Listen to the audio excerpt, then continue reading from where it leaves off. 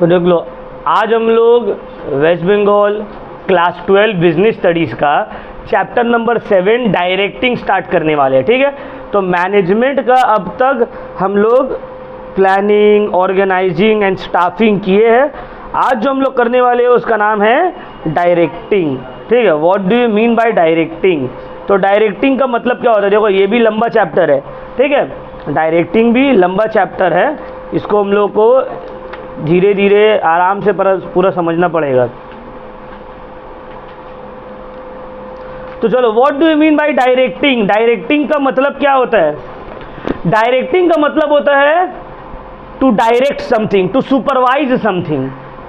Directing का मतलब direction देना, सुपरवाइज करना कोई चीज को।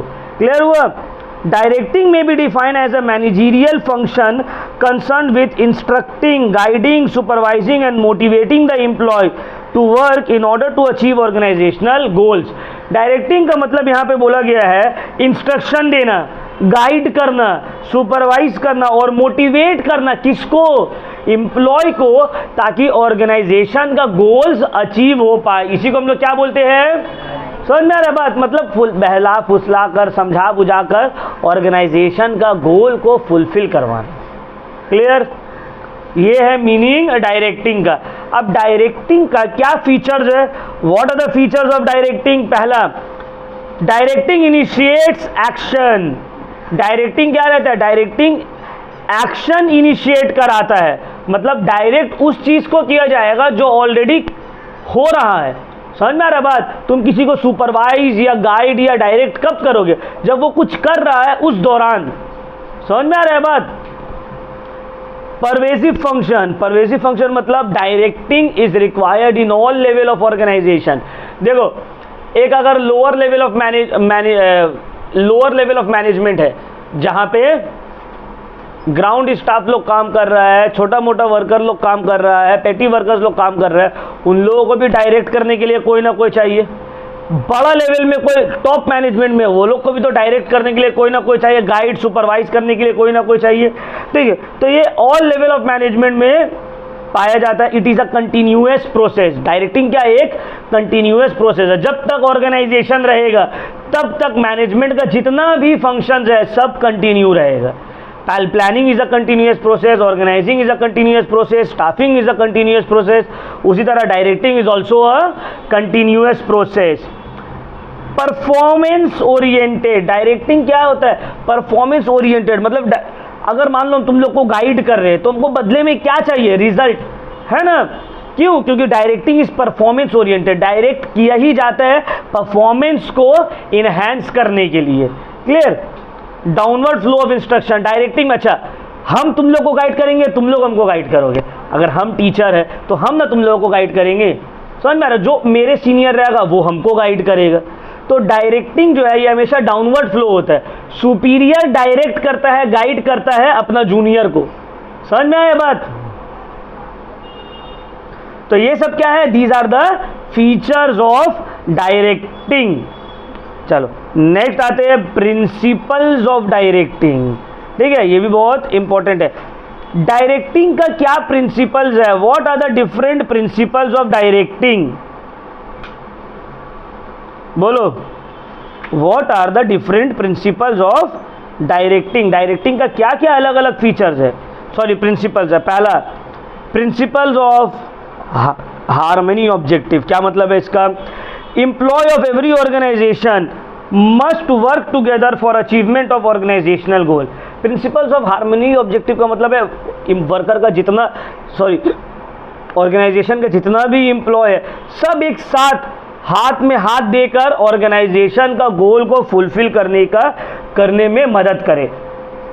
बहुत सारे टाइम क्या होता है? कॉन्फ्लिक्ट अराइज हो जाता है ना, दो वर्कर में आपस में झमेला होने लगता है। तो जब कॉन्फ्लिक्ट अराइज हो जाता है तो उस केस में क्या होता है ना, ऑर्गेनाइजेशन गोल अपना अचीव नहीं कर पाता।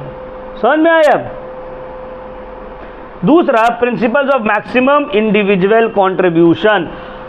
हर एम्प्लॉय अपना 101% कंट्रीब्यूट करे, अपना फुल पोटेंशियल से कंट्रीब्यूट करे, तभी जो है ऑर्गेनाइजेशन का गोल को अचीव किया जा सकता है। है ना। अब अगर मान लो इंडियन क्रिकेट टीम है, उसमें सिर्फ 1-2 प्लेयर अच्छा खेलेगा तो थोड़ी जीतेगा इन टीम।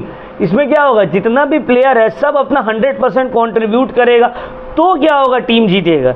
उसी तरह ऑर्गेनाइजेशन में भी जितना भी एम्प्लॉय है सबको अपना 100% देना होगा ऑर्गेनाइजेशन का गोल को अचीव करने के लिए, और मैनेजर्स को चाहिए कि वो 100% निकलवाए एम्प्लॉयज से। ये दूसरा प्रिंसिपल है। तीसरा है principle of unity of command. ये ऑलरेडी हम बताए हैं पहले भी। Principle of unity of command का मतलब एक बॉस से ऑर्डर आना चाहिए, एक कमांड देने वाला रहना चाहिए। समझ में आ रहा है बात। अब अगर मान लो एक टीम में 2 कैप्टन रहेगा, वो बोलेगा इसको बॉलिंग दो, वो बोलेगा उसको बॉलिंग दो, तो क्या होगा, कॉन्फ्लिक्ट अराइज हो जाएगा ना। तो यूनिटी ऑफ कमांड रहना चाहिए, एक आदमी रहना चाहिए जो command they, order they. Principle of appropriateness of technique. क्या मतलब है इसका, वो टेक्निक अपनाया जाए डायरेक्ट करने के लिए जो इंडिविजुअल के नीड, एबिलिटी और एटीट्यूड के हिसाब से सबसे बेस्ट हो। जैसे कि फॉर एग्जांपल एक इंडिविजुअल है जिसको टेक्नोलॉजी में बहुत दिलचस्पी है, तो हम उससे अगर कोई काम निकलवा रहे हैं तो कोशिश हमको क्या करना है कि टेक्नोलॉजी की मदद से निकलवाए। क्यों, क्योंकि इसमें उसका टेस्ट है, इसमें उसका इंटरेस्ट है। ठीक है। Principle of direct supervision. देखो डायरेक्टिंग तभी इफेक्टिव होगा जब डायरेक्ट सुपरविजन होगा। क्या मतलब है, अब हम तुम लोगों को पढ़ाए, ठीक है, अब सबका रिजल्ट निकला, अब उसमें से हम देखें कि कोई स्टूडेंट जो है वो अच्छा परफॉर्म नहीं किया, तो हम जब उसको डायरेक्ट सुपरवाइज करेंगे, उसको बुलाकर बताएंगे तुम्हारा ये चैप्टर में प्रॉब्लम हो रहा है, तुम्हारा आंसर राइटिंग में ये मिस्टेक हो रहा है, लॉन्ग आंसर में तुम यहाँ मिस्टेक कर रहे हो, शॉर्ट आंसर में तुम यहाँ मिस्टेक कर रहे हो, तब तुम क्या करोगे, तुमको समझ में आएगा हाँ ये गाइड हुआ। बट हम अगर मान लो तो उसका कोई फ्रेंड को बुला के बोल देंगे, अपना दोस्त को बोल दो कि तुम्हारा यहाँ मिस्टेक हो रहा है, इस तरह से तुम सही से लिख नहीं पा रहे हो, यहाँ पे उसका मिस्टेक हो रहा है, जाओ तुम बोल दो, तो क्या उसका इंप्रूवमेंट होगा। डायरेक्टिंग तब बेस्ट काम करेगा जब डायरेक्ट सुपरविजन में काम होगा। समझ में आ रहा है, डायरेक्ट सुपरविजन किया जाएगा, face to face. Principle of effective leadership. देखो डायरेक्टिंग में लीडरशिप का भी बहुत इंपॉर्टेंस रहता है। अब अगर मान लो तुमको जो डायरेक्ट कर रहा है, तुम्हारा जो लीडर है वो बहुत ही पावरफुल है या बहुत ही ज़्यादा जो है लोग उसको पसंद कर रहे हैं, तो क्या होगा, तुमको लगेगा हाँ चलो इसका बात मानना चाहिए। बट अगर मान लो तुम्हारा जो लीडर है, तुम्हारा जो गाइड है, तुम बोले रहते यार इसको तो खुद ही नहीं आता है, इसको तो खुद ही नहीं इसको पता है कैसे क्या करना है, इसका बात हम क्यों सुने। समझ में आया। Principle of motivation. फिर डायरेक्टिंग में मोटिवेशन भी बहुत इंपॉर्टेंट रोल प्ले करता है। अब मोटिवेशन बहुत सारा टाइप का है, वो हम लोग पढ़ेंगे, ठीक है। मोटिवेट करना उसको, अब तुम उसको मॉनिटरी मोटिवेशन दो, पैसा का लालच दो, या फिर नॉन मॉनिटरी मोटिवेशन दो, उसको कंपटीशन दो कि देखो तुम्हारा वो कंपटीशन है मोटिवेट। अगर मान लो हमको कोई स्टूडेंट को मोटिवेट करना है तो 2 तरीके से किया जा सकता है। हम बोल सकते तुम गार्जियन 2 तरह से मोटिवेट करते हैं ना। एक बोलेगा कि देखो तुम अगर इतना मार्क्स लोगे तुमको ये दिला देंगे, तुमको वो दिला देंगे, यहाँ ले जाएंगे घुमाने, वहाँ ले जाएंगे, ये सब क्या हो गया, मॉनिटरी मोटिवेशन। दूसरा होता है नॉन मॉनिटरी मोटिवेशन। बोलेगा देखो फूफू का बेटा को देखो कितना अच्छा पढ़ाई कर रहा है, तुम अपना देखो, मामा का लड़की को देखो कितना अच्छा पढ़ लिया, तुम देखो। तो ये क्या हो गया, ये हो गया नॉन मॉनिटरी मोटिवेशन। तुम्हारे अंदर में कंपटीशन का स्पिरिट ला रहे कि देखो तुम थोड़ा शर्म करो, देखो तुम्हारा उम्र का लड़का लोग क्या कर रहा है। समझ में आए बात। तो ये क्या हो गया, ये हो गया है नॉन मॉनिटरी मोटिवेशन। तो डायरेक्टिंग में मोटिवेशन भी लगता है, मॉनिटरी मोटिवेशन भी और नॉन मॉनिटरी मोटिवेशन भी, ठीक है ना। Importance of directing. डायरेक्टिंग का क्या इंपॉर्टेंस है, what are the importance of directing.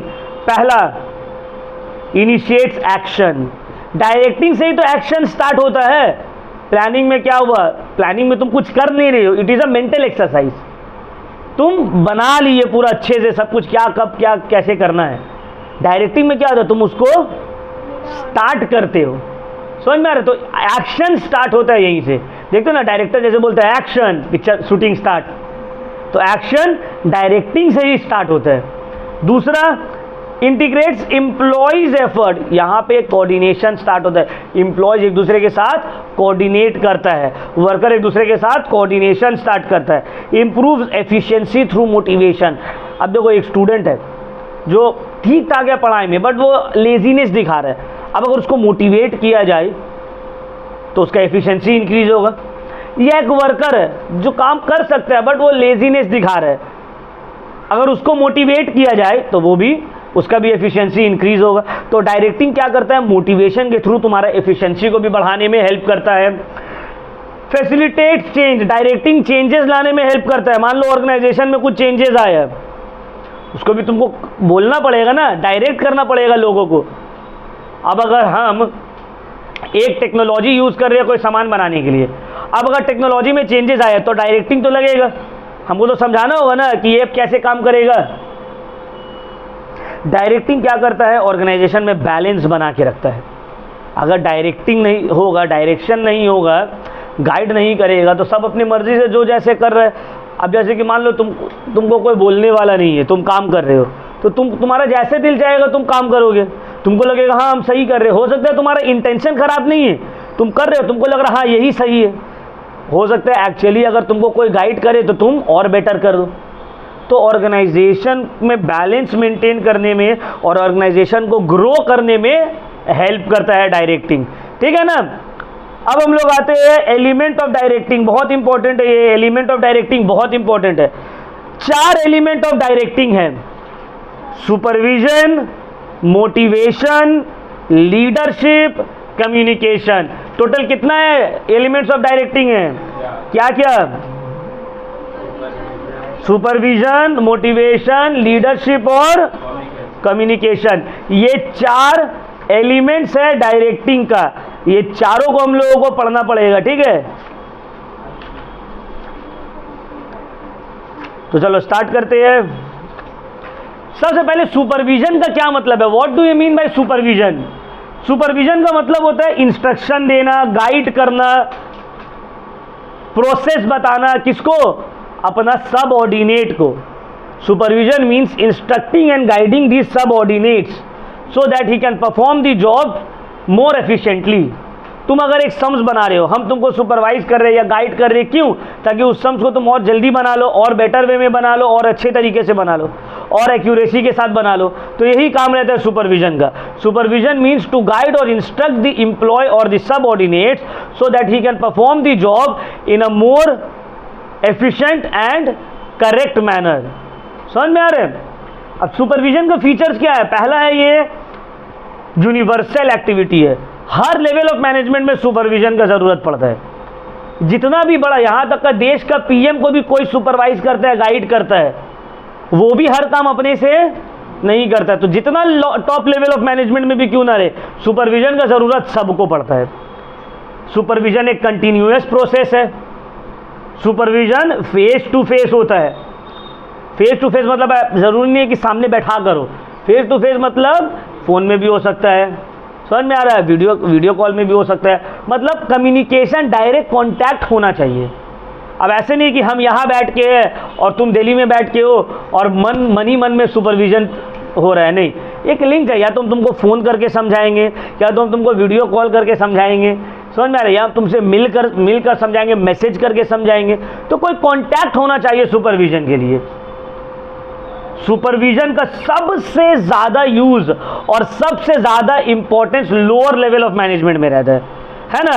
सबसे कॉलेज का स्टूडेंट को ज़्यादा गाइड करना पड़ता है या नर्सरी केजी का स्टूडेंट को, है ना। तो जितना लोअर लेवल में स्टूडेंट रहता है उतना ज़्यादा उसको सुपरविजन का ज़रूरत रहता है ना। तुम ही लोग देख लो, जब एकदम छोटे थे तो मम्मी पापा गोदी में उठा के या रिक्शा में या साइकिल में या पैदल हाथ पकड़ के स्कूल छोड़ने आते थे, फिर स्कूल का बाहर खड़े रहते थे, लेकर जाते थे, क्यों, सब हर वक्त सुपरविजन चाहिए। नीचे अगर उतर रहे तो एक आदमी साथ में उतर रहा है।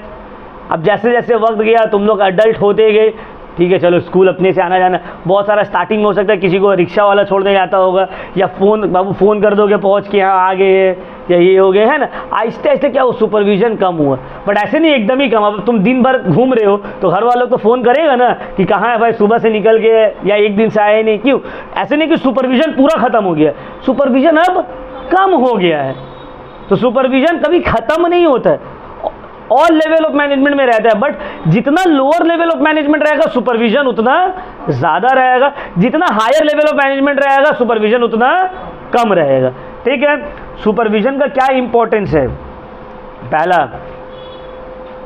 अच्छा, द पर्सन जो सुपरविजन करता है, जो सुपरविजन दे रहा है, उसको क्या बोलते हैं हम लोग? सुपरवाइजर, है ना। बोलते हैं ना भाई ये फैक्ट्री का सुपरवाइजर है, ये ऑफिस का सुपरवाइजर, मतलब क्या, ये सबको सुपरवाइजर का देखना कोई काम नहीं रहता है। सुपरवाइजर कुछ काम नहीं करता है, वो सबको गाइड करता है, देखता है, ठीक है। तो सुपरवाइजर का क्या इंपॉर्टेंस है? सुपरविजन का पहला, मीडिएटर। सुपरवाइजर जो या सुपरविजन जो रहता है, एक मीडिएटर वाला काम करता है। क्या मतलब है? जैसे कि फॉर एग्जांपल स्कूल में ऑफिस स्टाफ है, टीचर्स लोग है ना। अब अगर प्रिंसिपल को स्टूडेंट लोग को कुछ बोलना है तो प्रिंसिपल डायरेक्ट आके तुम लोग को बोलेगा? प्रिंसिपल क्या बोलेगा? ऑफिस से किसी को बुलाएगा, जाके क्लास में ये अनाउंस कर दीजिए कल इतना बजे ये होगा, कल इतना बजे वो होगा। अब वो ऑफिस वाला जो है वो क्लास में आकर अनाउंस कर देगा, है ना। तो सुपरविजन क्या रहता है? ये एक मीडिएटर का काम करता है। अब मैनेजमेंट को कुछ बोलना है, समझ में आ रहा है बात? मैनेजमेंट को कुछ बोलना है तो बॉस डायरेक्टली नहीं बोलेगा वर्कर को कि ये वर्कर को ऐसे ऐसे बोलिए, वो सुपरवाइजर को बुलाएगा कि क्या वो काम ऐसा खराब क्यों हो जा रहा है, क्या रीज़न है काम खराब होने का, जाके बोलो उन लोगों को सही से कर दें। तो सुपरवाइजर क्या हो गया? ये मीडिएटर बन गया, लिंक बन गया between the subordinates and the board, समझ में आ रहा है, एंड दी बॉस। तो बॉस और वर्कर के बीच का ये लिंक है, कौन? सुपरवाइजर। दूसरा है optimum utilisation of resources. Optimum utilisation of resources का क्या मतलब है?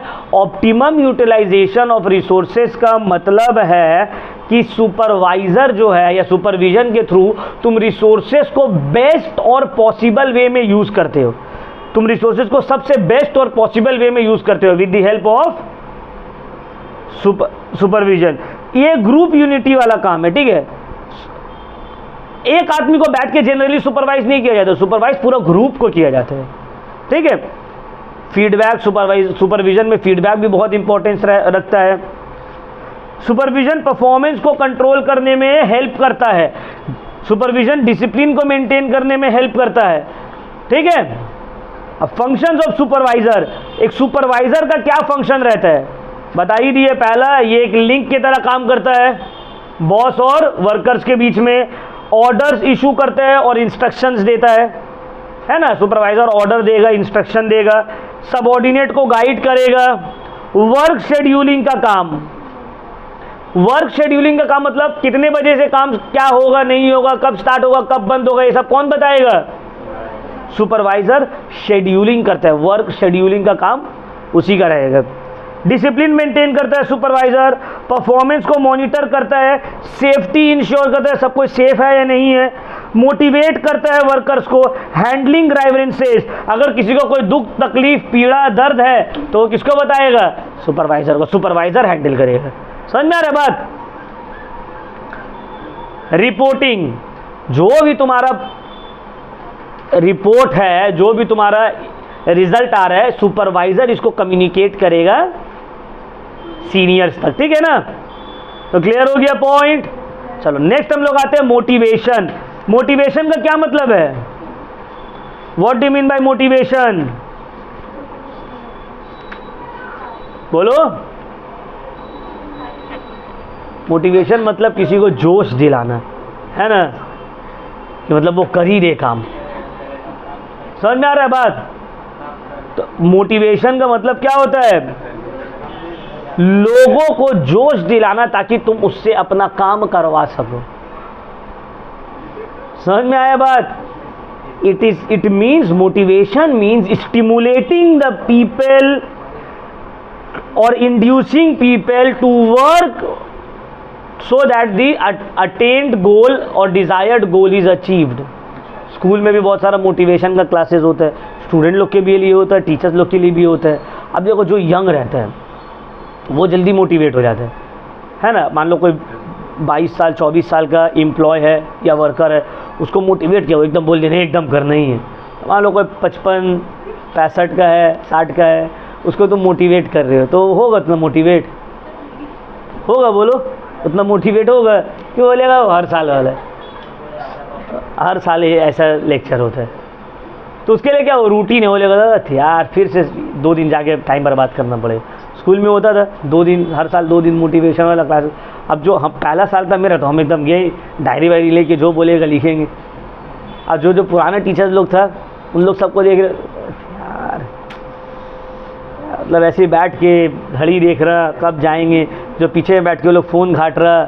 और मेरा फर्स्ट ईयर था, बोले सही है, एकदम जोश में पूरा दोनों दिन अटेंड किया, रिकॉर्ड किया। फिर जब सेकेंड ईयर का बात आया, हम भी वही बोले फिर तो वही सब बात बोलेगा। ये आधा घंटा तक सुना, उसके बाद फिर हमको भी बोरिंग लगने लगा, हम भी आगे पीछे बैठ गए सबका साथ। तो क्या होता है, तो मोटिवेशन जितना यंग एज, इसीलिए देखो जनरली जितना भी तुम्हारा फील्ड है, चाहे वो जॉब हो या कोई भी सेक्टर हो, प्राइवेट सेक्टर हो पब्लिक सेक्टर हो, तो यंग लोगों को क्यों ज़्यादा ये करता है? अगर काम करवाना है तो यंग लोग ज़्यादा करें, हाँ, बट इसका अपना डिसएडवांटेज भी है। मोटिवेट तो ज़्यादा हो जाएगा, बट ये लोग का एक्सपीरियंस कम रहेगा, है ना। अब कोई जैसे कि जो 50-55 ईयर्स के है, जो भी एम्प्लॉय है, तो उसको उसके पास एक्सपीरियंस है, उसको पता है कब क्या करना होगा, है ना। तो what do you mean by motivation? Motivation एक प्रोसेस है जहां पे तुम लोगों को स्टिमुलेट करते हो ताकि डिजायर्ड ऑब्जेक्टिव अचीव किया जा सके। अब क्या फीचर है मोटिवेशन का? एक साइकोलॉजिकल फीलिंग है। मोटिवेट तुम कहां होते हो? दिमाग में, है ना, दिमाग में तुम मोटिवेट होते हो। ये कंटिन्यूअस प्रोसेस है। अभी मान लो हम तुमको मोटिवेट कर दिए, जोश दिला दिए, अब जिंदगी भर क्या तुम्हारे अंदर वो वैसी एनर्जी रहेगा? अब अभी हम लेक्चर दे दिए, तुम सुन लिए, सही, घर जाके पढ़ना है, तुम गए 2-3 दिन जोश लगा के पढ़े, उसके बाद फिर क्या हो गया? ठीक है एग्ज़ाम तो अभी लेट है, बाद में पढ़ेंगे, तो बाकी ये 3 महीना हो जाएगा। एक अगला हफ्ता सोमवार से स्टार्ट करेंगे, फिर सोमवार आ जाएगा, अब तो हो ही गया, 26-27 तारीख हो गया, 1 तारीख से स्टार्ट होगा अब डायरेक्ट, है ना। तो क्या होगा? ये एक कंटिन्यूअस प्रोसेस है। तो मोटिवेशन तुमको करते रहना होगा, मोटिवेट करते रहना होगा। ये नहीं कि एक बार कर दिए बस हो गया, ज़िंदगी भर चल जाएगा, नहीं। बहुत ही कॉम्प्लेक्स प्रोसेस है। देखो, किसी को मोटिवेट करना आसान नहीं होता है। मोटिवेशन एक बहुत ही कॉम्प्लेक्स प्रोसेस है। किसी को डरा के मोटिवेट किया जाता है ना। देखना सबका घर वाला लोग जो है, अब किसी का घर वाला लोग बोलेगा जहाँ इस बार फेल हुए बाबू रिक्शा दिला देंगे, रिक्शा चलाओगे, है ना। कोई अगर किसी का, जैसे हम लोग का चप्पल का कारखाना था, तो हम लोग बोला जाता जहाँ मास्क खराब आया कारखाना ले जाके माल पैक करवाएंगे, बस्ता उठवाएंगे, ये करेंगे। तो ये क्या हो गया? ये नेगेटिव मोटिवेशन हो गया, डरा कर। अब कोई को लालच देकर, देखो बाबू अच्छा पढ़ोगे, 10 का रिजल्ट आएगा, बाइक दिला देंगे, नया बाइक, यहाँ ले जाएंगे घूमने, है ना। तो बहुत ही मोटिवेशन जो बहुत कॉम्प्लेक्स प्रोसेस है, सबके साथ सेम मेथड एप्लीकेबल नहीं हो सकता। तुम किसी को डरा कर मोटिवेट कर दो और किसी और को तुम डराने जाओगे, बोलोगे फेल हो जाओगे, ठीक है दिला दीजिए, कोई बात नहीं दिला दीजिए, घर से निकाल लीजिए, ठीक है निकाल दीजिए। तो उसको वैसे करके मोटिवेट नहीं किया जाएगा। किसी को जो है कंपटीशन के थ्रू मोटिवेट किया जाएगा। अब बहुत सारे जो है जेलसी रहते हैं अंदर के, उसको बोला जाएगा देखो अपना दोस्त को देखो ऐसे कितना आगे निकल गया, ये ले लिया वो ले लिया। हम लोग भी तो कुछ करना होगा ना बेटा। अब लड़का एकदम मोटिवेट हो गया, सही बोल रहे हैं, करना होगा हमको भी कुछ। तो ये बहुत ही ज़्यादा कॉम्प्लेक्स प्रोसेस है मोटिवेशन, ठीक है। गोल डायरेक्टेड बिहेवियर, मोटिवेशन में तुम क्या करते हो? मोटिवेट किया जाता है ताकि तुम्हारा जो गोल है उसके तरफ डायरेक्ट किया जा सके तुमको। पॉजिटिव और नेगेटिव, जैसे हम बताया मोटिवेशन पॉजिटिव भी हो सकते हैं और नेगेटिव भी हो सकता है। प्यार से भी मोटिवेट किया जाता है और डरा कर भी, है ना। तुम देखो रिलीजियस स्क्रिप्चर हम लोग इस्लाम में भी ले लो, मोटिवेट 2 तरह से किया जाता है ना। एक जन्नत का तुमको लालच देकर पॉजिटिव मोटिवेशन, जन्नत में जाओगे ये रहेगा वो रहेगा, और दूसरा नेगेटिव मोटिवेशन, ये काम करोगे तो जहन्नम में ये होगा वो होगा ना। तो ये क्या हो गया? ये नेगेटिव मोटिवेशन हो गया। तो 2 तरह का मोटिवेशन रहता है, ठीक है। तो ये सब क्या है? फीचर्स है मोटिवेशन का। अब what are the importance of motivation? पहला, इंप्रूव्स परफॉर्मेंस लेवल। मोटिवेशन का इंपॉर्टेंस क्या है? सबसे पहले इंपॉर्टेंस तो यही है कि तुम्हारा परफॉर्मेंस को इंप्रूव कर देता है मोटिवेशन। दूसरा, help to change negative attitude. Motivation तुम्हारा नेगेटिव एटीट्यूड को बदल देता है ना। एक जिंदगी से हारा हुआ इंसान रहता है, उसको लगता है मुझे तो कुछ नहीं हो पाएगा, उसको कोई मोटिवेट कर दे, नहीं भाई तुम ही से हो पाएगा, तुम ही तो कर सकोगे। अब वो मोटिवेट हो गया, उसको लगा नहीं भाई हम तो कर लेंगे। बहुत सारे टाइम ऐसा होता है। Reduction in absenteeism and employ turnover. अब अगर देखो एम्प्लॉय को सही से मोटिवेट कर दिया गया, अब अगर स्टूडेंट को अच्छे से मोटिवेट किया गया तो स्कूल ट्यूशन एब्सेंट करेगा? वो बोलेगा नहीं जा रहे भाई, जाना ज़रूरी है। Facilitates changes. मोटिवेशन तुमको चेंजेस में हेल्प करता है। Facilitates in better work environment, motivation एक अच्छा work culture, work environment create करता है, ठीक है ना। इसीलिए देखना स्कूल में टाइम के बाद मोटिवेशन क्लासेस रहता है, मोटिवेशन लेक्चर्स ऑर्गेनाइज्ड होता है, स्पीकर्स लोग को बुलाया जाता है, ठीक है ना। प्रोसेस ऑफ मोटिवेशन, अब मोटिवेशन का एक प्रोसेस है, क्या प्रोसेस है वो मोटिवेशन का देख लेते हैं। पहला है अवेयरनेस ऑफ नीड। सबसे पहले देखो, तुम किसी को मोटिवेट कर रहे हो तो तुमको पहले उसको ज़रूरत बताना पड़ेगा उसका। अब जैसे कि हम तुम लोग को बोलेंगे बाबू अच्छे से पढ़ो, अच्छा मार्क्स लाओ, अच्छा मार्क्स लाओ, तो पहले अच्छा मार्क्स लाने का ज़रूरत क्या है ये तो बताना पड़ेगा ना। हाँ भाई ये ज़रूरत है अच्छा मार्क्स लाने का, तो सबसे पहले अवेयरनेस ऑफ नीड बता दिया गया। उसके बाद स्टिमुलेट्स फॉर एक्शन, अब हम उसको स्टिमुलेट करेंगे कि वो पढ़ाई अपना इम्प्रूव करे, अच्छा करे। फुलफिलमेंट ऑफ नीड, उसके बाद क्या होगा, उसका नीड फुलफिल हो जाएगा, मतलब अच्छा स्कोर कर लेगा। फिर डिस्कवरी ऑफ न्यू नीड, मतलब फिर से उसका नया कोई ऑब्जेक्टिव सेट हो जाएगा।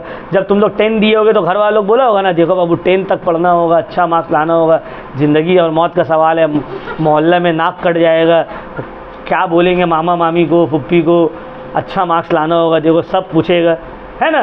तो ये क्या हो, तुमको नीड बताया गया क्यों अच्छा मार्क्स लाना है, तुम मोटिवेट हुए, तुम पढ़ना चालू किए, फिर तुम्हारा मार्क्स मान लो अच्छा आ गया तो तुम्हारा नीड फुलफिल हो गया। अब फिर बोला जाएगा देखो अब तो तुमको 12 करना होगा, 10 तक तो कर ही लिया, अब तक 10 का क्या वैल्यू है, मोहल्ला में सब कोई 10 किया हुआ है, 12 तो तुमको पढ़ना होगा ना। अब तुम्हारा नया need, discovery of new need, नया नीड अराइज हो गया। समझ में आया बात। देखो नेक्स्ट है meaning and types of incentives. तो इंसेंटिव का मतलब क्या होगा, ये हम लोग ऑलरेडी सुने भी है ना। इंसेंटिव वर्ड सुनते हैं जनरली, किसके मुंह से सुनने में आता है इंसेंटिव, बोलो। इंसेंटिव जनरली वो लोग जो परसेंटेज पे काम करता है या जिसका सैलरी वेरिएबल रहता है, जैसे कि सेल्समैन लोग हो गया, तो इन लोग बोलते हैं ना कि भाई इतना सेल कर लेंगे तो इंसेंटिव मिलेगा। तो इंसेंटिव का मतलब क्या होता है, reward that stimulate a person towards some goal, मतलब कुछ रिवॉर्ड जो तुमको स्टिमुलेट करता है कि तुम कुछ और बेटर और अच्छा करो। समझ में आया बात। जैसे कि फॉर एग्जाम्पल एक सेल्समैन है, उसका सैलरी 10,000 है, उसको बोल दिया गया कि अगर तुम महीना का 2 लाख का सेल करोगे तो तुमको इंसेंटिव मिलेगा। इंसेंटिव में कुछ भी हो सकता है तुमको जो है कुछ गिफ्ट मिले, कुछ पैसा मिले, सैलरी बढ़ा कर मिले। तो ये हो गया इंसेंटिव, मतलब एक स्टिमुलेटर जो तुमको अच्छा परफॉर्म करने के लिए और मोटिवेट कर रहा है कि हाँ भाई अच्छा करो ताकि तुमको रिवॉर्ड मिलेगा। समझ में आया बात। इसका मतलब है इंसेंटिव। अब इंसेंटिव 2 तरह का होता है सेम, एक फाइनेंशियल और एक नॉन फाइनेंशियल, मॉनेटरी और नॉन मॉनेटरी। मॉनेटरी इंसेंटिव क्या हो जाएगा, पे एंड अलाउंसेस, उसको कुछ पैसा दे रही है, अलाउंसेस दे रही है, कोई खर्च दे रही है, बोनस दे रही है, प्रॉफिट में शेयर दे रही है। समझ में आया। कैश रिवॉर्ड दे रही है, परक्विजिट्स दे रही है, परक्विजिट्स मतलब गाड़ी दे रही है, घर दे रही है रहने के लिए, ठीक है, कमीशन दे रही है। ये सब है फाइनेंशियल या मॉनिटरी इंसेंटिव्स। समझ में आ रहा है। मॉनिटरी या फाइनेंशियल इंसेंटिव का मतलब होता है जो कि डायरेक्टली या इनडायरेक्टली पैसा से रिलेटेड है। जैसे कि फिर हम फॉर एग्जांपल हम बोले कि भाई मेरे काम कर दो ना, तुमको 20 रुपये दे देंगे, या फिर मेरा काम कर दो चलो एक तो रोल खिला देंगे। तो ये क्या हो गया, मॉनिटरी इंसेंटिव है ना। इसका लेना देना किससे है, पैसा से है। और एक होता है नॉन मॉनिटरी इंसेंटिव जिसमें पैसा का कोई रोल नहीं है, जैसे कि स्टेटस, तुम उसको स्टेटस का लालच दे रही हो, ये काम कर दोगे ना मोहल्ला में नाम हो जाएगा, तो इसमें उसका कुछ पैसा थोड़ी मिलने वाला, उसको अगर अच्छा मार्क्स लाओगे तो फैमिली में नाम हो जाएगा, रिकग्निशन मिलेगा, स्टेटस मिलेगा। ये सब भी एक तरह का इंसेंटिव के तौर पे काम करता है, ठीक है। करियर एडवांसमेंट अपॉर्चुनिटी कि भाई अगर तुम ये काम अच्छा से करोगे तो तुम्हारा आगे बहुत स्कोप बनेगा, हो सकता है तुमको प्रमोशन मिल जाए, हो सकता है तुम्हारा करियर आगे बढ़ जाए। जॉब सिक्योरिटी, तुमको परमानेंट कर देगा जॉब में, ठीक है। तो ये सब हो गया है नॉन मॉनिटरी इंसेंटिव्स, ठीक है। तो 2 तरह के इंसेंटिव्स पढ़ लिए। अब दोनों के बीच का डिफरेंस क्या है, पेज 199 में देखो दोनों के बीच का डिफरेंस।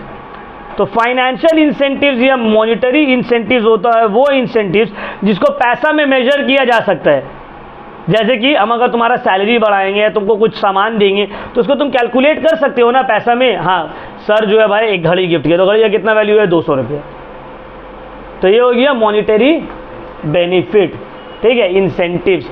अब आगे नॉन मॉनिटरी इंसेंटिव, भाई ये अगर ये काम कर लिए तो रिकग्निशन मिलेगा, इज्जत मिलेगा। अब इज्जत को तुम पैसा में थोड़ी तोड़ सकते हो कि 200 रुपये का इज्जत मिला या 500 रुपये का इज्जत मिला। समझ में आया? अब देखो फाइनेंशियल इंसेंटिव जो है इट इज हाईली मोटिवेशनल, ये ज़्यादा काम करता है। तुम अगर कोई वर्कर को बोलोगे भाई ये काम कर दो 500 रुपये एक्स्ट्रा देंगे, और बोले भाई ये काम कर दो तुमको दुआ देंगे, तो क्या दुआ के लिए करेगा वो? क्योंकि फाइनेंशियल इंसेंटिव जो है, मॉनिटरी इंसेंटिव, वो ज़्यादा मोटिवेट करता है लोगों को। नॉन मॉनिटरी इंसेंटिव उतना ज़्यादा मोटिवेट, और तुम बोलोगे भाई कर दो तुमको जो है नाम मिलने, बहुत नाम होगा तुम्हारा, क्या बोलेगा नहीं चाहिए नाम रख लो, पैसा हमको दे दो नाम तुम रख लो, ठीक है। बट देखो फाइनेंशियल इंसेंटिव जो है वो छोटा मोटा गोल के लिए ठीक है, बड़ा गोल के लिए फाइनेंशियल इंसेंटिव सही, बड़ा गोल के लिए तुमको नॉन फाइनेंशियल इंसेंटिव देना होगा।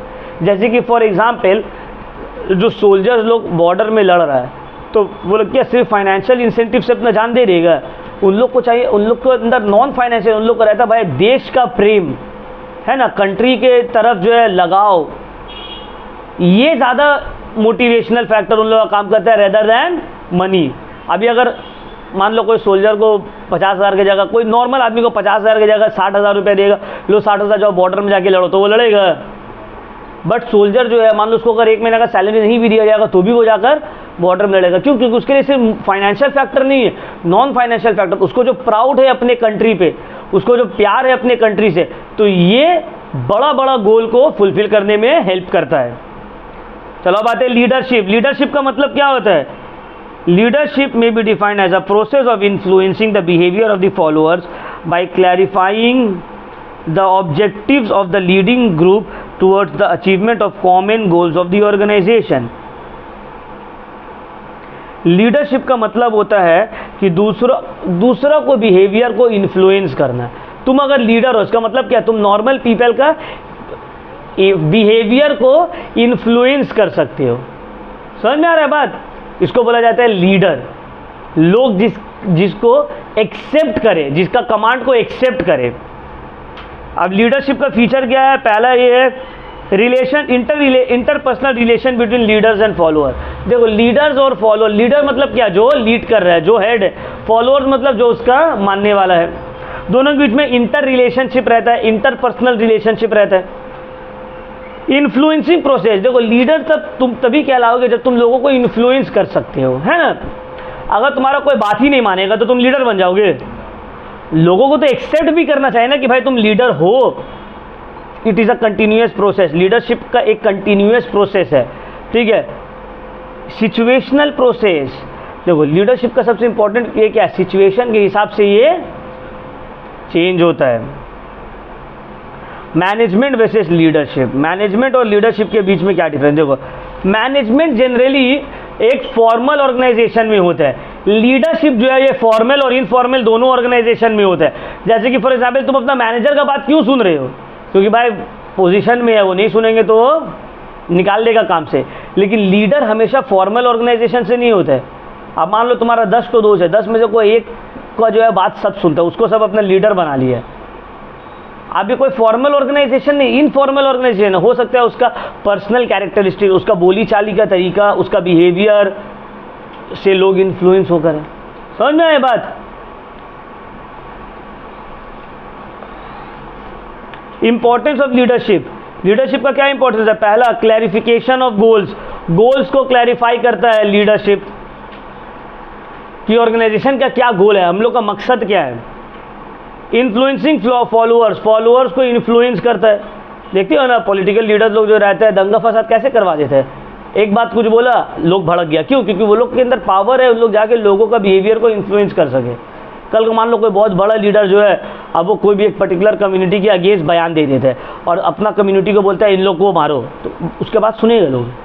क्यों? क्योंकि उसके पास पावर है लोगों का बिहेवियर को इन्फ्लुएंस करने का। समझ में आया बात? फैसिलिटेट्स चेंजेस, लीडर्स जो है, लीडरशिप जो है चेंजेस को एडॉप्ट करने में हेल्प करता है। रिप्रेजेंटेटिव ऑफ फॉलोअर, लीडर जो है वो लोग फॉलोअर का रिप्रेजेंटेटिव के तौर पे काम करता है। समझ में आया? रिजॉल्व कॉन्फ्लिक्ट, लीडर्स का एक बड़ा रोल क्या है लीडरशिप का, अगर कुछ झेल झमेला हो गया, लड़ाई झगड़ा हो गया तो उसको सॉल्व करने में हेल्प करता है। ठीक है, इसको नहीं पढ़ना, ठीक है? लीडरशिप स्टाइल, लीडरशिप स्टाइल नहीं, ठीक है?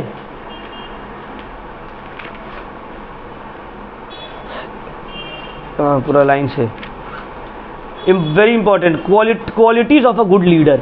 एक अच्छा लीडर का क्या क्वालिटी रहना चाहिए? पहला, फिजिकल फीचर्स, मतलब दिखने में, look wise, physically strong, attractive, है ना, तब लोग उसको ज़्यादा अपना लीडर मानेगा।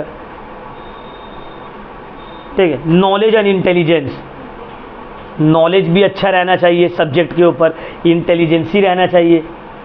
तीसरा, इंटीग्रिटी एंड ऑनेस्टी, उसके अंदर काबिलियत रहना चाहिए कि लोगों को एकजुट कर सके वो, और ऑनेस्ट रहे। इनिशिएटिव, इनिशिएटिव मतलब खुद से आगे बढ़े कोई भी काम के लिए। समझ में आया? किसी का इंतजार नहीं करे कि वो आएगा तो करेगा, नहीं, खुद से आगे बढ़े काम के लिए। कम्युनिकेशन स्किल्स बहुत इंपॉर्टेंट है, तुम कुछ करो चाहे नहीं करो, तुमको बोलना आना चाहिए। कम्युनिकेशन स्किल्स आज के दौर में बहुत अच्छा है। तुम जितना भी अच्छा पढ़ाओ, बट तुम जितना भी अच्छा पढ़ लो, बट तुम्हारा अगर कम्युनिकेशन स्किल्स अच्छा नहीं है तो तुम पढ़ा पाओगे थोड़ी ना, है ना? इसलिए देखो, हर अच्छा स्टूडेंट जो रहता है वो अच्छा टीचर नहीं रहते। तुम जितना भी अच्छा काम करो या तुम्हारे अंदर जितना भी अच्छाई रहे, तुम जब तक उस अच्छाई को कम्युनिकेट नहीं करोगे तो लोग थोड़ी तुम्हारे ऊपर बिलीव करेगा। समझ में आए बात? तो कम्युनिकेशन स्किल्स बहुत इंपॉर्टेंट है लीडरशिप में। मोटिवेशनल स्किल्स, तुम्हारे अंदर सलाहियत रहना चाहिए कि तुम लोगों को मोटिवेट कर पाओ। ठीक है, सेल्फ कॉन्फिडेंस, कुछ काम करो तो लोगों को लगे नहीं, अगर झूठ भी बोलो तो ऐसा कि लोगों को लगे सच बोल रहे हैं। कॉन्फिडेंस रहना चाहिए अपने झूठ के ऊपर, ताकि लोगों को लगे सुन के कि नहीं यार सही बोल रहे तो सही बोल रहे। रिस्पॉन्सिबल रहना चाहिए, इमोशनली स्टेबल रहना चाहिए। मतलब ये नहीं है कि फट से गुस्सा हो गया, फट से खुश हो गया, नहीं। धोनी को देखिए वो कितना स्टेबल है, इमोशनली कितना स्टेबल है वो। आज तक उसका तरह कोई कैप्टन नहीं हुआ।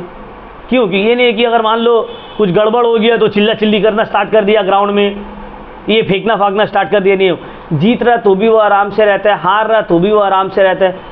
तो लीडर का ये बहुत इंपॉर्टेंट कैरेक्टरिस्टिक्स है, बहुत इंपॉर्टेंट क्वालिटी है कि वो इमोशनली बहुत स्टेबल रहे। क्योंकि जो इंसान भावना में बह जाएगा तो वो लोगों को कैसे राह दिखाएगा। डिसिसिवनेस, उसको डिसीजन लेने आना चाहिए, कंफ्यूज ना रहे। ठीक है, तो ये सब क्या है, क्वालिटीज है एक अच्छा लीडर का। क्लियर? इंपॉर्टेंट है ये। मीनिंग ऑफ कम्युनिकेशन, कम्युनिकेशन का मतलब क्या है? बातचीत करना। ठीक है, वो भी कम्युनिकेशन है। कम्युनिकेशन एक प्रोसेस है जहां पे दो या दो से ज़्यादा लोग अपना ideas, thoughts, information, facts, views, feelings को आपस में शेयर करते हैं, उसको बोला जाता है कम्युनिकेशन। अब देखो, हम लोग बोले बातचीत, तो क्या सिर्फ बातचीत से ही कम्युनिकेशन होता है? लिख के नहीं हो सकता है, इशारा से नहीं हो सकता है। फिर तो फीचर्स ऑफ कम्युनिकेशन, कम्युनिकेशन का क्या क्या फीचर्स है? पहला है प्रोसेस ऑफ एक्सचेंज, यहाँ पे कुछ एक्सचेंज होता है। अब मान लो हम खुद से बैठ के जो है बात कर रहे हैं, फिर कम्युनिकेशन हो गया। क्यों? कुछ एक्सचेंज थोड़ी हो रहा है। समझ में आ रहा है? मिनिमम दो या दो से ज़्यादा लोग तो चाहिए ना कम्युनिकेशन के थ्रू। टू वे प्रोसेस है, हम बोल रहे तुम सुन रहे हो, तो कम्युनिकेशन हुआ नहीं। Two way process, continuous process, communication एक कंटिन्यूअस प्रोसेस है। Pervasive function, pervasive function her level of management में कम्युनिकेशन का जरूरत है, बिना कम्युनिकेशन का काम होगा ही नहीं।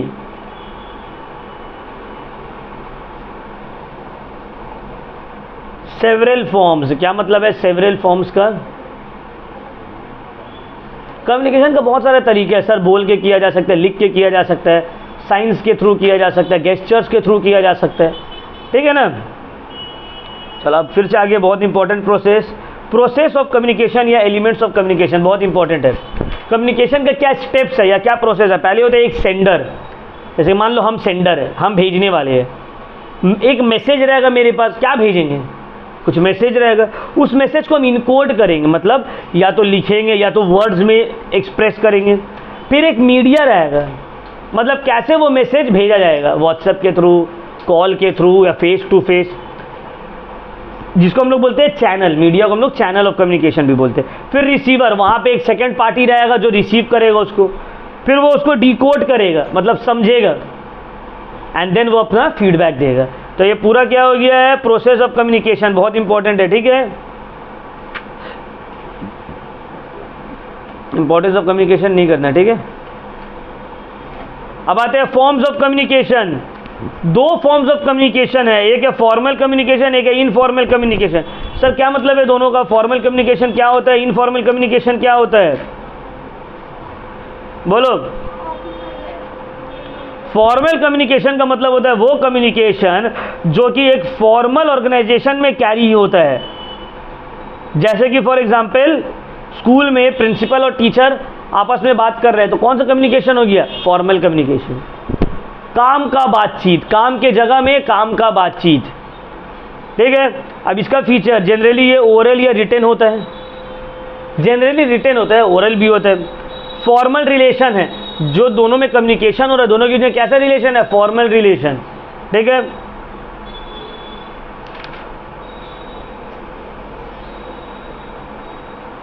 अब इसका कितना टाइप है फॉर्मल का?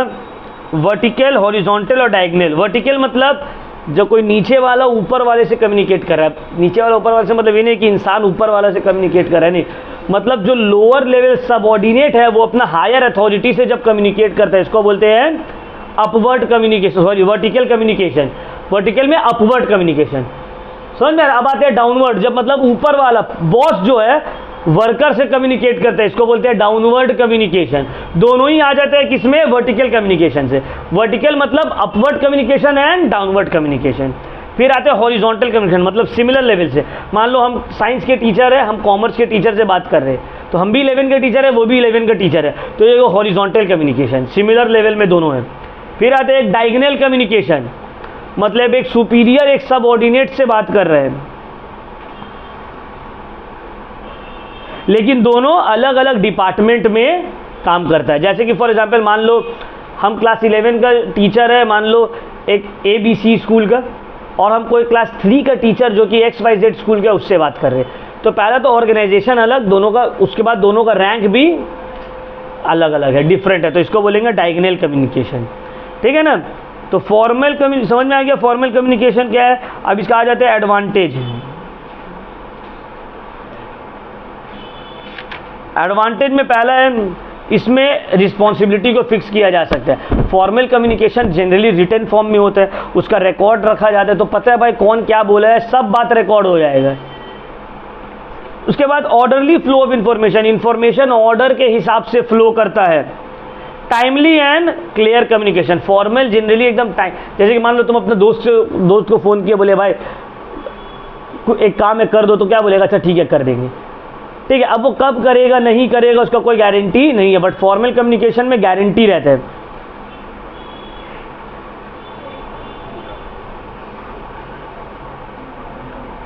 Easy location of source of information, formal communication में पता चल जाता है कि कम्युनिकेशन कहाँ से आ रहा है, कहाँ से ओरिजिनेट हुआ है। इसका कोई डिसएडवांटेज है, डिलेड प्रोसेस, बहुत टाइम लगता है फॉर्मल कम्युनिकेशन में। इंफॉर्मेशन डिटॉर्ट हो सकता है, बदला जा सकता है, एक्यूरेसी बहुत लैक करते हैं, और इसमें पर्सनल टच नहीं रहता है, एक पर्सनल फीलिंग नहीं आता है फॉर्मल कम्युनिकेशन में। इनफॉर्मल कम्युनिकेशन का मतलब होता है अनऑफिशियल कम्युनिकेशन, समझ में आया? मतलब जब फॉर्मल कम्युनिकेशन से ही, जैसे कि फॉर एग्जांपल अब मान लो ऑफिस में बहुत सारा कलीग्स है, अब बहुत दिन से हम लोग साथ में काम कर रहे हैं, तो दोनों में दोस्ती भी हो गया, तो हम लोग क्लास के बाहर भी बात कर रहे हैं, स्कूल के बाहर भी बात कर रहे हैं, ऑफिस के बाहर भी बात कर रहे हैं, तो ये जो रिलेशनशिप डेवलप हुआ इसको बोलते हैं इनफॉर्मल कम्युनिकेशन। समझ में आया बात? तो इनफॉर्मल कम्युनिकेशन एक सोशल रिलेशन से अराइज होता है, इसका पहला फीचर। दूसरा अनसर्टेन पाथ, कौन सा चैनल में कम्युनिकेशन होगा इसका कोई सर्टेनिटी नहीं है। रूमर्स बहुत स्प्रेड होता है इनफॉर्मल कम्युनिकेशन में। क्विक सर्कुलेशन, अब क्योंकि रूमर स्प्रेड होता है तो फॉर्मल कम्युनिकेशन में, जैसे कि कल स्कूल छुट्टी है, अब ये बात बोलने के लिए बहुत टाइम लगेगा। प्रिंसिपल बोलेगा वाइस प्रिंसिपल को, वाइस प्रिंसिपल ऑफिस, ऑफिस से क्लास, क्लास टीचर ये बोलेगी, है ना। बट मान लो स्कूल में कोई दो लड़कों में लड़ाई होगी और मार के किसी का सर वर फाड़ दिया, अब ये बात कितना जल्दी स्प्रेड होगा, है ना। क्यों? क्योंकि रूमर, या मान लो लड़ाई नहीं भी हुआ, सिर्फ रूमर फैल गया, कुछ अफवाह फैल गया, अरे इसको मार के इसका जो बेहोश कर दिया, ये कर दिया, वो कर दिया, तो क्या होगा, ये बात फट से फैल जाएगा। क्योंकि रूमर्स इनफॉर्मल कम्युनिकेशन में बहुत तेजी से फैलता है, ठीक है। जनरली इसमें गॉसिपिंग होता है, गॉसिप, इनफॉर्मल कम्युनिकेशन में जनरली गॉसिपिंग होता है। अब जो इसका एडवांटेज एंड डिसएडवांटेज है, पहला एडवांटेज तो है फास्ट एंड स्पॉन्टेनियस। बहुत सारा टाइम लोग जो है जानबूझकर इनफॉर्मल कम्युनिकेशन के थ्रू बात फैलाया जाता है। क्यों? क्योंकि इनफॉर्मल कम्युनिकेशन के थ्रू बात तेजी से फैल जाएगा, है ना। दूसरा है फ्री इन्वायरमेंट, कोई रोक टोक नहीं, जिसको बोलना है बोलो। Easy solution to different problem, informal communication के थ्रू तुमको एकदम इजी सोल्यूशन मिल जाता है अलग अलग प्रॉब्लम का। ह्यूमन रिलेशंस अच्छा डेवलप होता है और सोशल नीड्स एम्प्लॉय एक दूसरे का सेटिस्फाई करता है। अब देखो मैन भी एक सोशल एनिमल है, अब दिन भर काम की जगह में सिर्फ वो काम का ही बात होगा तो उसको बोर नहीं लगने लगेगा, तो उसको थोड़ा इनफॉर्मल बात भी करना है। बट इसका कुछ डिसएडवांटेज है। पहला है अनरिलायबल इन्फॉर्मेशन, इनफॉर्मल कम्युनिकेशन का इन्फॉर्मेशन के ऊपर कभी भी तुम रिलाई नहीं कर सकते, फेक भी हो सकता है। नो रिस्पॉन्सिबिलिटी, कोई रिस्पॉन्सिबिलिटी नहीं लेगा। मान लो कोई अफवाह उड़ गया, अब तुम पता लगा पाओगे ये अफवाह स्टार्ट कहाँ से हुआ था? कोई पता लगा पाएगा? देखिए अनसिस्टमैटिक कम्युनिकेशन, कोई भी डायरेक्शन में इंफॉर्मेशन फ्लो हो सकता है। अब देखो difference between formal and informal communication है, इसको पढ़ लेना है।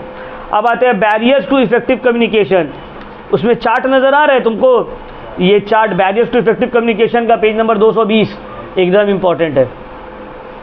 कितना टाइप ऑफ बैरियर है? पहला है सिमेंटिक बैरियर। सिमेंटिक बैरियर का मतलब होता है are concern with the problems and obstructions in the process of encoding और डिकोडिंग द मैसेज। मतलब लिखने या डिकोड करने में, इनकोड करने में जो प्रॉब्लम होता है उसको बोलते हैं सिमेंटिक बैरियर। उसके बाद आता है साइकोलॉजिकल बैरियर्स। साइकोलॉजिकल बैरियर्स का मतलब होता है तुम्हारा, जैसे कि फॉर एग्जाम्पल तुम हमको आकर बोले कि सर सुनिए ना, कल थोड़ा छुट्टी दे दीजिए ना, हम नहीं आ पाएंगे, मेरा घर में कुछ काम है। हम बोले चलो निकलो यहाँ से, भागो, नहीं पढ़ने होगा, कल से आने का जरूरत नहीं, जाओ, खाली छुट्टी मांग रहे हो, जाओ, नहीं आनी होगा, जाओ। तो देखो तुम तो हमको सही से बोले, बट हो सकता है उस वक्त हम गुस्सा में थे, और गुस्सा में इंसान को तुम कोई अच्छा बात भी बोलोगे तो क्या लगेगा? तो ये बैरियर हो गया ना मेरा गुस्सा, इसको बोलते हैं साइकोलॉजिकल बैरियर। उसी तरह मान लो एक इंसान बहुत खुश है, मान लो उसके साथ कुछ और बहुत खुश है, और तुम उसको बोले कि भाई कुछ उधार चाहिए, कल 10,000 रुपये दे दोगे? बोले हाँ दे देंगे, कोई टेंशन वाला बात नहीं, ले लोगे कल, जाओ। अब कल तुम मांगे, बोले कि हम कब बोला था, हम तो ऐसे ही बोल दिए थे। तो इंसान का जो स्टेट ऑफ माइंड के वजह से कम्युनिकेशन में बैरियर्स होता है, उसको बोलते हैं साइकोलॉजिकल बैरियर। फिर आता है ऑर्गेनाइजेशनल बैरियर्स। ऑर्गेनाइजेशनल बैरियर्स का मतलब ऑर्गेनाइजेशन का स्ट्रक्चर या रूल्स एंड रेगुलेशंस की वजह से ये बैरियर्स बिल्डअप हुआ है। जैसे कि फॉर एग्जांपल हमको पता चला कि कल स्कूल छुट्टी है, बट ऑर्गेनाइजेशन का रूल है कि कोई भी टीचर स्टूडेंट को कॉल या मैसेज नहीं कर सकता है। अब ये ऑर्गेनाइजेशन के बैरियर की वजह से ये इन्फॉर्मेशन हम तुम लोग तक पहुंचा नहीं पाए। समझ में आया बात? तो क्लियर हो गया पॉइंट। अब देखो अलग अलग पॉइंट है, इसको पढ़ लेना है। सिमेंटिक बैरियर्स में क्या क्या है, साइकोलॉजिकल बैरियर्स में क्या क्या है। अच्छा, ये सब बैरियर्स को ओवरकम कैसे किया जा सकता है? ओवरकम किया जा सकता है कम्युनिकेशन से पहले क्लैरिफाई कर लो बोलना क्या है। समझ में आया बात? अपने नीड और रिसीवर के नीड और एबिलिटी के हिसाब से कम्युनिकेट करो। अब जैसे कि जो चैप्टर हम लोग क्लास 11-12 में कर रहे हैं अकाउंट्स का, बीकॉम में भी लगभग वही है, तो हम तुम लोग को बीकॉम का सम्स करवाना स्टार्ट कर देंगे। क्यों? क्योंकि तुम लोग का जो नीड है, ज़रूरत है, तुम लोग का जो एबिलिटी है, उस हिसाब से ना हम तुम लोग को पढ़ाएंगे। समझ में आ रहा है बात? तो उस रिसीवर के नीड के हिसाब से कम्युनिकेट करो, लोगों से बात कर लो कम्युनिकेट करने से पहले। लैंग्वेज, टोन और कंटेंट का भी ध्यान रखना। बहुत इंसान को देखते होगे टोन बोलने का बहुत ख़राब रहता है ना, मतलब वो अच्छा बात भी बोलता है तो आदमी को उसका बात अच्छा नहीं लगता है ना। तो ये भी क्या है, तो अपना टोन को सुधारना। बहुत सारा लड़का लोग में होता है या लड़की लोग में भी, वो नॉर्मल भी बात करेगा। मेरा एक फ्रेंड था स्कूल टाइम में, बहुत अच्छा लड़का था दिल्ली का, तो उसका बात ऐसे करता था, क्या हुआ, क्या बोल रहे थे, ऐसे। मतलब था लड़का बहुत अच्छा। और जब पहला बार मिला ना, हमको लगा गुंडा उंडा है भाई, ऐसी करके बात कर रहा है। फिर जब बात हुआ दोस्तों, तब समय वो इसका मतलब बात करने का तरीका ही ऐसे है, तो ऐसी ही बात करता था। हाँ क्या हुआ, क्या बोल रहे थे, नहीं हटेगा, ऐसे। इस्लाम नाम तो यहीं पे रहता है तुम लोग को, जो मस्जिद नहीं है, पाना मैदान जो है वहीं पे उसका घर है, तो ऐसे करके बात करते हो। तो अब कोई दूसरा आदमी सुनेगा, बोलेगा तो लग रहा है गुंडा बदमाश है, ये लड़ने मांग रहे हैं, लेकिन उसका टोन ही वैसे है बात करने का। तो इंसान को अपना टोन, कंटेंट, ये सब के ऊपर भी ध्यान देना चाहिए, ताकि बैरियर्स टू कम्युनिकेशन को ओवरकम किया जा सके। कंसिस्टेंसी ऑफ मैसेज, मैसेज को कंसिस्टेंट और कंप्लीट रखे, इनकम्प्लीट या इनकंसिस्टेंट मैसेज ना दे, ठीक। और प्रॉपर फीडबैक ले, ये नहीं कि सिर्फ बोल के चले गए, बोल के फीडबैक लो कि समझ में आया तो भाई क्या बोला है, समझ गए तो, या कुछ पूछना है तो पूछ लो, ठीक है। Follow up communication, good listener, communication, barriers to effective communication का देखो अभी क्या है, हम लोग को सुनना नहीं, सिर्फ बोलना है, नहीं, लिसनर भी, अच्छा लिसनर बनो। क्यों? क्योंकि जब तुम सामने वालों को सुनोगे तभी तो तुम अच्छे से उसको बोल पाओगे। समझ में आए बात? तो ये सब जो है मेजर्स है जिससे तुम बैरियर्स टू कम्युनिकेशन को ओवरकम कर सकते हो, ठीक है। तो हम लोग का डायरेक्टिंग वाला चैप्टर हो गया है कंप्लीट।